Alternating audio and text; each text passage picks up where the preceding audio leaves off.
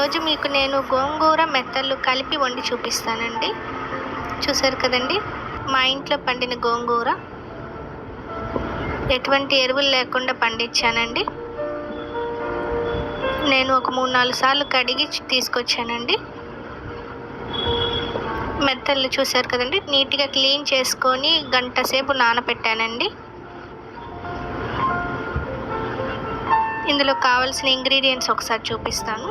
ఉల్లిపాయ 1, 2 పచ్చిమిరపకాయ చీలికలు చేసి పెట్టాను, 2 టమాటాలు, ఉప్పు, కారం, పసుపు, ఒక 4 వెల్లుల్లి రెబ్బలండి దంచి పెట్టుకున్నాను. దాంతోపాటు కరివేపాకు, ఆయిల్ అండి.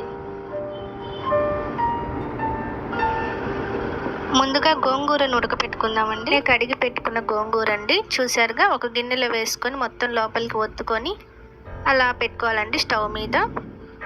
నేను దీంట్లో ఎటువంటి వాటర్ కూడా యూస్ చేయలేదండి, ఓన్లీ కడిగి ఉట్టి గోంగూర మాత్రమే పాత్రలో వేసి పెట్టాను.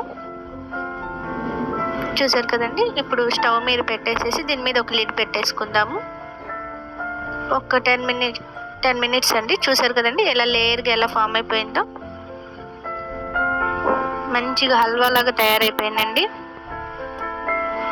ఇది మిక్సీకి కూడా వేయ అవసరం లేదండి.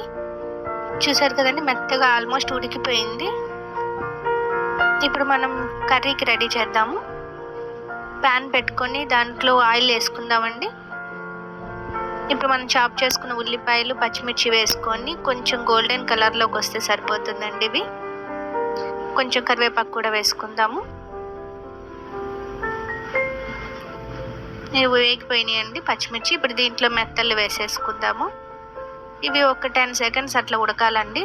చూసారు కదండి, ఆ పచ్చి వాసన అనేది పోతుంది, అందుకోసమని. ఇప్పుడు టమాటాలు కూడా యాడ్ చేసేద్దాము. ఇప్పుడు ఇందులో కారం, పసుపు, ఉప్పు కూడా వేసేసుకుందామండి. ఒకసారి మొత్తం కలిపేసుకుందాము. చూసారు కదండి, అలా ఒకసారి కలిపేసుకొని మళ్ళీ ఒకసారి లిడ్ పెట్టేస్తే. చూసారు కదండి, ఒక 10 నిమిషాలు అలా పెట్టాను. నేను మూత పెట్టి తీసి చూపిస్తున్నాను. చూసారు కదండి, మెత్తగా ఉడికిపోయింది టమాటా కూడా. ఇప్పుడు ఇందులో కొద్దిగా వాటర్ యాడ్ చేసుకుందామండి. ఆ ముక్కలు అనేది కొద్దిగా ఉడకటం కోసం ఆ మెత్తల్లో.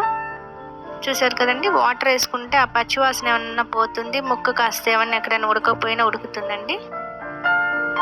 చూసారు కదండి, ఒక 5 మినిట్స్ అలా ఉడకనిద్దాము. చాలా బాగుంటుందండి, హెల్దీ ఫుడ్ అండి. ఇప్పుడు ఇందులో గోంగూర యాడ్ చేసేసుకుందాము. ఒకసారి మొత్తంగా కలిపేసుకొని, చూసారండి ఈ కలర్లోకి వస్తుంది. మీకు ఏమన్నా ఉప్పు కారం ఏమైనా తగ్గినట్టు అనిపిస్తే ఈ టైంలో చూసుకోవచ్చండి, ఏమైనా సరిపోయినా వేసుకోవచ్చు. చూసారు కదండి, మెత్తగా అయిపోయింది. రెడీ అండి మెత్తళ్ళు గోంగూర కర్రీ. రైస్తో ఒకసారి చూసి మీకు నేను ఎలా వచ్చిందో చెప్తానండి. చూసారు కదండి, కర్రీ రెడీ. చూస్తూనే నోరు ఊరుతుందండి, అంత బాగుంది. వావ్, సూపర్ అండి.